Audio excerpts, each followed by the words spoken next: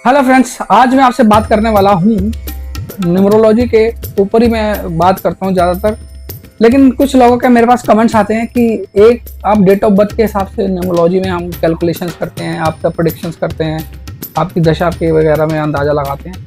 तो ऐसा कैसे मुमकिन है कि एक डेट बर्थ के आधार पर हम इतने सारे लोग पैदा होते हैं सेम डेट को, उसके कैसे हम कैलकुलेशन कर लेते हैं प्रेडिक्शन कैसे, जबकि सबके जीवन जरूरी तो नहीं है कि एक जैसे हो। जी बिल्कुल, आप सही कहते हैं। 8 मिलियन लोग हैं और 81 कॉम्बिनेशन है न्यूमरोलॉजी में ड्राइवर कंडक्टर के, उसी के आधार पर ही आपके जीवन डिसाइड। यहाँ तक कि अगर आप जुड़वा भी है ना, अगर आपके पास जुड़वा बच्चे हैं तो उनके स्वभाव भी इक्वल समान नहीं होंगे। उनके स्वभाव भी कोई हो सकता है बहुत ही ज्यादा रिजर्व नेचर का हो और कोई बहुत ही ज्यादा एक्सट्रोवर्ट भी हो सकता है। इससे क्या पता लगता है कि और भी बहुत से कारण हैं जो आपके जीवन की दिशाएं डिसाइड करती हैं। आज मैं इसी टॉपिक के ऊपर बात करने वाला हूं ताकि आपके में कंफ्यूजन को दूर कर सकूं और आपको पता लगे कि वाकई में न्यूमरोलॉजी किस तरह से काम करती है, कैसे आपके जीवन को नेविगेट कर सकती है। Welcome to number speak. I am Amit Roshan, numerologist, vastu and life coach. मेरा वीडियो बनाने का एक उद्देश्य है कि आपके जीवन को ट्रांसफॉर्म करना। अगर आपके जीवन में किसी health, relation, career, money sector को लेकर कोई परेशानी है तो मैं आपके जीवन को ट्रांसफॉर्म कर सकूं, क्योंकि कोई डेट ऑफ बर्थ अच्छा या बुरा नहीं होता। भगवान ने दी है डेट ऑफ बर्थ, डिसाइड की है, तो हम कौन होते हैं उसको अच्छा बुरा कहने वाले। लेकिन यदि हमें पता लग जाए किस डेट के अंदर क्या पावर है, हम उसके हिसाब से उससे उसके पोटेंशियल के हिसाब से हम उससे बेस्ट निकाल सकते हैं। तो किसी को भी परेशान होने की बिल्कुल भी जरूरत नहीं है। आज मैं आपसे बात करने वाला हूँ इस टॉपिक के ऊपर, जो बहुत से लोग मुझसे पूछते आ रहे थे कि एक ही डेट ऑफ बर्थ में लाखों बच्चे जन्म लेते हैं, लाखों व्यक्ति होते हैं, तो कैसे सिमिलैरिटी हो सकती है। ये तो मुझे सब फ्लूक लगता है। तो आज इसी विषय के ऊपर मैं बात करने वाला हूँ। जो मेरे चैनल पर फर्स्ट टाइम आया, मेरी वीडियो को फर्स्ट टाइम देख रहे हैं, वो सबसे पहले एक काम करेंगे, मेरे चैनल को सब्सक्राइब करेंगे और पास में लगा हुआ जो बेल आइकन है उसे हिट कर देंगे ताकि आने वाले वीडियो के नोटिफिकेशन आप तक समय से पहुंच सके। और वीडियो को ज़्यादा से ज़्यादा शेयर कर देना अपने दोस्तों, मित्रों और रिश्तेदारों में, ताकि उनकी भी नॉलेज और लर्निंग बढ़ सके और एक भला काम कर देते हैं इसी बहाने हम। और बिना समय गंवाए, बिना इधर उधर की बात करें, हम सीधा अपने वीडियो शुरू करते हैं, अपने पॉइंट पे आते हैं।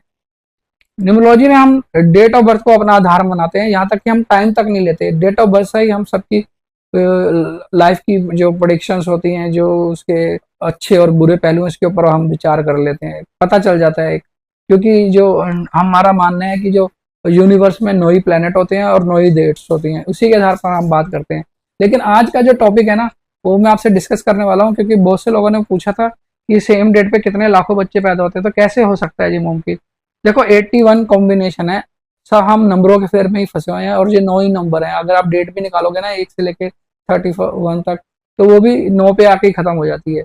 तो यूनिवर्स ने बहुत ही अच्छी तरह से डिसाइड कर रखा है ये सब चीजें। अब 1 से लेके 9 तक जो डेट है ना, इनके सबके अपने अपने प्लैनेट्स हैं, सबको 9 प्लैनेट डोनेट किए हुए हैं ये सबको। अब हमने क्या, जो प्लैनेट्स के ट्रेड है ना, हम उसी प्लैनेट्स के ट्रेड को मानकर चलते हैं कि ये प्लैनेट है। मान लो अब एक डेट पे, सेम डेट पे बहुत सारे लोग हैं। अब एक डेट पे अमिताभ बच्चन पैदा हुआ, उसी डेट के ऊपर और भी बहुत से बच्चे पैदा हुए होंगे। पर यहाँ पे क्या इक्वलिटी, क्या इक्वेशन बनती है कि सेम डेट पे अमिताभ बच्चन भी पैदा हुआ, उसी डेट पे और भी बहुत से लोग पैदा हुए हैं, पर एक अमिताभ बच्चन सितारा बन गया, फिल्म इंडस्ट्री की दुनिया का जाना माना नाम है, और एक आदमी है वो अपनी मिडिल क्लास जिंदगी भी जी रहा है, और हो सकता है अलग अलग। इसको हम ना ट्विंस के माध्यम से समझ लेते हैं। मान लो 2 भाई हैं, जुड़वा हैं। अब पैदा होने से लेके बड़ा होने तक उसको ना काफी संस्कार अपने माँ बाप से मिले, कर्म लेके आए हैं। वो डिसाइड करने वाला जो फैक्टर होता है ना, वो डेट आप नहीं डिसाइड कर सकते। जो कर्म है ना, वो हमारे पीछे के जन्म के जो कर्म है उसके हिसाब से हमें डेट ऑफ बर्थ मिल जाता है। अब मान लो 2 जुड़वा एक ही टाइम पे हो गए, अब उसमें क्या होगा, जब से उनकी ग्रोथ हो रही है तब से उनको संस्कार अपने माता पिता के थ्रू ही मिल रहे हैं। लेकिन जैसे जैसे वो बड़े होते हैं, स्कूल में एडमिशन ले लेते हैं, हो सकता है कि दोनों एक क्लास में ना हो, अलग अलग सेक्शन में हो, या दोनों एक क्लास में हो। लेकिन जरूरी नहीं है कि दोनों की जो फ्रेंडशिप है वो एक ही बच्चे के साथ हो सकता है एक को कोई अपने लेवल का बंदा पसंद आ जाता है, अपने दूसरे को दूसरे नेचर के हिसाब से बंदा पसंद करता है। अब जरूरी तो नहीं ना कि दो भाई हैं दोनों का नेचर एक जैसा हो। एक थोड़ा जोली फेलो हो सकता है, एक इंट्रोवर्ट भी हो सकता है, एक ज्यादा बोलने चालने वाला है और एक चुप चुप रहने वाला है। अब जो बोलने चालने वाला वो ऐसे फ्रेंड ढूंढेगा, ऐसा सर्कल ढूंढेगा जहाँ पे वो अपनी एनर्जी को बांट सके। अब जो चुप चुप रहने वाला वो ऐसा ढूंढेगा जो उसके मन मुताबिक बात करे, उसी की तरह रहे जाए। तो सबका ना अपना एक एनवायरमेंट सिस्टम अलग अलग हो जाता है। अब उसको एनर्जी कहाँ कहाँ से आ रही है, वो ये चीज ना आदमी की थॉट्स को बदलना शुरू कर देती है। कोई बहुत अच्छे आदमियों में बैठ रहा है, ऐसे बंदों में बैठ रहा है जो इंजीनियर बनना चाहते हैं, कोई वकील बनना चाहता है, कोई कुछ करना चाहता है, तो उसका थॉट प्रोसेस वैसे ही काम करने लग जाएगा जिन लोगों की वो रंगत और संगत करेगा। सेम दूसरे वाले के साथ भी ऐसे होगा, जैसे उसकी रंगत संगत होगी उसका असर उसके ऊपर आना लग जाएगा और उसके इन्फ्लुएंस में आके वो अपने डिसीजन लिया करेगा।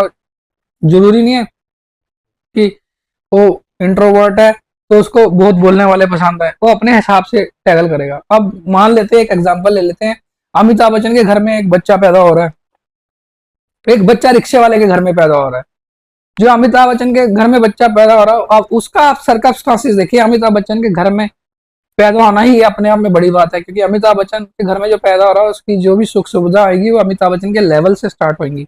अब एक रिक्शा वाले के घर में बच्चा पैदा हो रहा है, डेट सेम है उसकी, सब कुछ सेम है। अब उसकी जो जो भी सुविधा आएंगी, जो भी उसको मिल रहा होगा, वो एक रिक्शा वाले के लेवल के हिसाब का होगा ना। उसकी जो थॉट प्रोसेस होगा वो सारा डिफरेंस हो जाएगा, बिल्कुल डिफरेंस हो जाएगा। बट अब इसमें फर्क क्या आ गया, अमिताभ बच्चन का बच्चा एक जो है तो शुरू से एक ऐसे अच्छे स्कूल में जा रहा है जहाँ पे सारी सुख सुविधाएं हैं, उसको वो फैसिलिटीज मिल रही है जो एक बहुत ही बड़े घर के बच्चे को मिलनी चाहिए। मतलब किसी तरह की सुविधा का अभाव नहीं है। लेकिन एक रिक्शे वाले का बच्चा है ना, उसको सुविधाएं तो मिल रही हैं लेकिन उसी लेवल की मिल रही हैं, और उसका जो थॉट प्रोसेस है वो भी डिफरेंट है। लेकिन कहीं ना कहीं उसमें एक वो है कि हाँ यार मुझे भी कुछ करना है, मुझे भी बड़ा होकर बनना है। उसको भी संस्कार वही मिल रहे हैं लेकिन लेवल वो है। और एक दिन ऐसा आता है कि वो अपनी मेहनत के बल पे आईएएस बन जाता है, आईपीएस बन जाता है, या कोई भी ऐसा एग्जाम क्रैक कर लेता है जो उसकी समाज में प्रतिष्ठा बढ़ा देता है।